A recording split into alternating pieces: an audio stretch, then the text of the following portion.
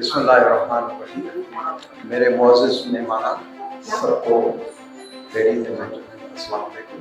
अस्सलाम वालेकुम से के बाद में मैं मुबारकबाद दूंगा क्लाइमेट मैटर्स के ऑर्गेनाइजर्स को, जिसमें अवैस गौहर साहब, उनका मैं मशकूर भी हूँ कि उन्होंने मुझे ऐसे इवेंट पे मदद किया जहाँ पे मुझे इतने टैलेंटेड एक्सपर्ट्स, कुछ एकेडमिया से, कुछ और ऑर्गेनाइजेशन से और मीडिया से और इंडिविजुअल NGOs वगैरह से, जो मेरी पहले नॉलेज में नहीं थे, अब कुछ सुनने के बाद पता चला कि माशाल्लाह इतनी मायूस हमें नहीं होना चाहिए। हमारे पास बहुत सारे अच्छे काम करने वाले और सिंसियर लोग हैं, जिसकी वजह से इंशाल्लाह मैं मायूस नहीं होऊंगा कि कराची हमारी कहीं नहीं जाएगी। इंशाल्लाह कराची फलेगी फूलेगी और इंशाल्लाह इसको आगे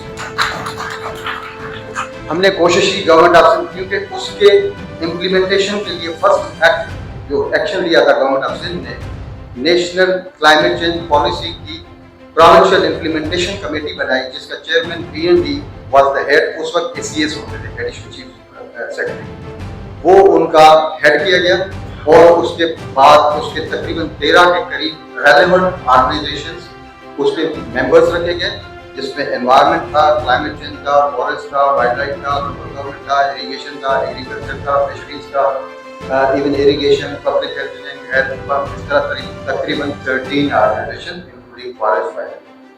तो वो सब उसके मेंबर्स थे और इंटरनेशनल कुछ NGOs and experts like here we can see from academia, उसमें एकेडमिया के भी थे। तो वो एक कमेटी उस पर काम करने लगी। तो उस पर पहले तो हमें कहा गया, क्योंकि वो कहा गया था गवर्नमेंट ऑफ सिंध के EPA ही है जो क्लाइमेट चेंज को समझ सकती है और दूसरों को समझाए। हमने उसको ऑन किया और हमने अपनी कोशिश की और उस जितने भी ये ऑर्गेनाइजेशंस थे, they were first directed by that provincial implementation committee के हर डिपार्टमेंट अपना फोकल पर्सन, उन्होंने फोकल पर्सन दिया। तो उनका कहना था हमें भाई पहले बताओ तो है क्या, एडेप्टेशन है क्या। तो फिर हमने उनके अवेयरनेस के लिए कुछ प्रोग्राम्स किए बाय एंगेजिंग WWF लाइक और अदर ऑर्गेनाइजेशंस और इंटरनेशनल ऑर्गेनाइजेशंस। एग्रीकल्चर सेक्टर पे अगर हम जाएं तो वो क्या प्लान में है और कुछ हो भी रहा है। ये हम रिकमेंडेशन है कि इस टारगेट को ऐसे अचीव कर रहे हैं। क्लाइमेट रेजिलियंस सीड्स, अभी जिस तरह क्लाइमेट चेंज का आपको पता ही है कि unfortunately Pakistan is contributing very less than 1%, but we are amongst not top 10 में तो हमको top 5। तो उसके लिए हमें इसका जो इम्पैक्ट है बहुत सारे सेक्टर्स पे पड़ रहा है, सबसे ज्यादा agriculture sector. Agriculture when I say agriculture is not just crops, agriculture covers crops, orchards, fisheries, live stocks, all. अगर आप 2022 के फ्लड्स का पढ़ें डेटा ले जो NDMA की अभी भी वेबसाइट पर है, कई मिलियंस ऑफ जो आपके जानवर्स थे बेचारे पानी में बह गए, तो वो भी एग्रीकल्चर को लॉस। इसी तरह एक्सपेंड एफोरेस्टेशन इन न्यू एरिया, जो कि उसका टारगेट 6000 हेक्टेयर मजीद बढ़ा, जिसमें 60 मिलियन प्लांट्स लगे। और फॉरेस्ट में मजीद भी है increase forest cover up to 15%, जिसका यानी मौजूदा 40,000 हेक्टेयर से 1 लाख हेक्टेयर पे आता है। और एग्रो फॉरेस्ट्री को भी 1000 हेक्टेयर तक लेके आना।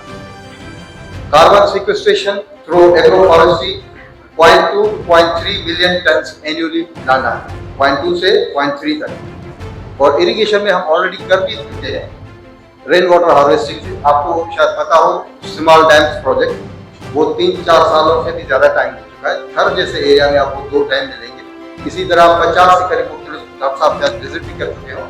तो वो इस तरह के प्रोजेक्ट्स लाने होंगे इरिगेशन में, फ्लड्स प्रोटेक्शन के लिए भी।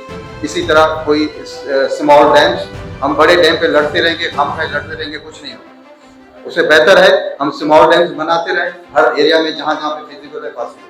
हम गवर्नमेंट ऑफ सिंध ने पूरा